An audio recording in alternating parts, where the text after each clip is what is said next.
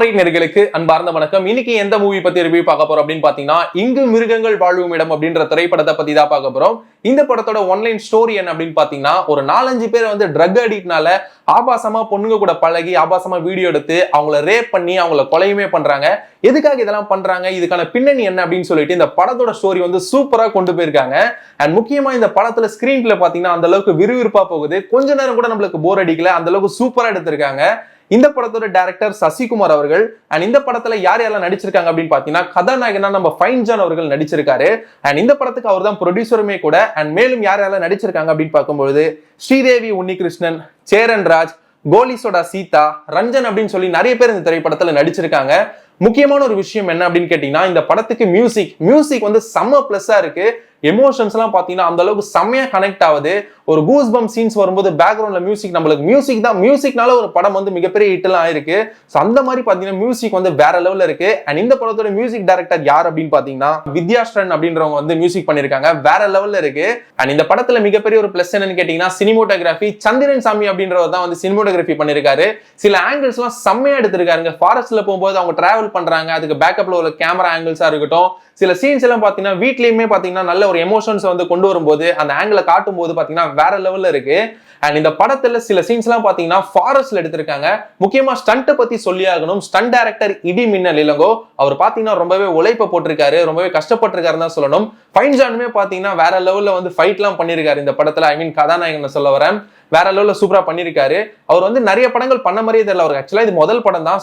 நிறைய படங்கள் பண்ண எக்ஸ்பீரியன்ஸ் மாதிரி பாத்தீங்கன்னா இந்த படத்துல வந்து சூப்பரா பண்ணிருக்காரு. அவரோட நடிப்பு பாத்தீங்கன்னா முக்கியமா நடிப்பு தாங்க. ஆக்சுவலா அவர் வந்து அப்பாவா நடிச்சிருக்காரு. அவரோட பாண்டிங், அதாவது பொண்ணுக்கும் அப்பாவுக்கும் உள்ள அந்த பாண்டிங் வந்து சூப்பரா நடிச்சிருக்காரு. பயங்கரமா இருக்கு. நம்மளுக்கு வந்து சில படங்கள்லாம் பார்க்கும்போது, எமோஷன்ஸ் எல்லாம் பார்க்கும்போது என்னடா இவங்க நடிக்கிறாங்க அப்படின்னு சொல்லிட்டு நம்மளுக்கு தோணும். நடிப்பு அப்படி அப்பட்டமா தெரியும் சில படங்கள் எல்லாம். இதெல்லாம் இந்த படம் பார்க்கும்போது நம்மளுக்கு வந்து அந்த எமோஷன்ஸ் கூட நம்மளுமே டிராவல் ஆகிற மாதிரியான ஒரு விஷயங்கள் ஸ்கிரீன்ல பார்க்கும்போது அப்படிதான் இருக்கு. அந்த அளவுக்கு பாத்தீங்கன்னா எமோஷன்ஸ் வந்து ஹார்ட் டச்சிங்கா இருக்குது. வேற லெவல்ல நடிச்சிருக்காரு. அண்ட் இந்த படத்துல பாத்தீங்கன்னா சாங்ஸை பத்தி சொல்லணும் அப்படின்னா, புழவி அப்படின்னு சொல்லிட்டு ஒரு சாங் ஒண்ணு இருக்குங்க. எப்பா பின்னிட்டாருங்க. திரும்பி சொல்ற மியூசிக் வந்து மிகப்பெரிய ஒரு பிளஸ். அந்த சாங்கை கேட்கும்போது அப்பா அப்படியே கண்ணுல இருந்து தண்ணி ஊத்துது. அந்த அப்பாக்கும் உள்ள மகளுக்கும் உள்ள அந்த பாண்டிங்ல அந்த சாங் ஒண்ணு போடுறாங்க. அந்த சாங் கேட்கும்போது அப்பா கண்ணுல இருந்து ஒரு மாதிரி தண்ணி ஊத்த ஆரம்பிச்சிருச்சு. வேற லெவல்ல இருக்குங்க. செம்ம ஹைப்பா இருக்கு, ரொம்ப கூஸ் பம்ப்ஸா இருக்கு ஸ்கிரீன்ல பார்க்கும்போது. அண்ட் படத்தோட பிளஸ் என்ன அப்படின்னு பாத்தீங்கன்னா, ஃபைன் ஜான் அவரோட ஆக்டிங். கதாநாயகன் பாத்தீங்கன்னா வேற லெவல்ல ஆக்ட் பண்ணிருக்காரு. கூட நடிச்ச காஸ்ட் கிரூ எல்லாருமே பாத்தீங்கன்னா சூப்பரா நடிச்சிருந்தாங்க. முக்கியமா இந்த படத்துக்கு மியூசிக் வந்து தூக்கி நிறுத்திட்டாங்கன்னு தான் சொல்லணும். நிறைய சாங் பாத்தீங்கன்னா ஒரு சில சாங்லாம் அப்படியே எமோஷனலா கனெக்ட் ஆயிருக்கு.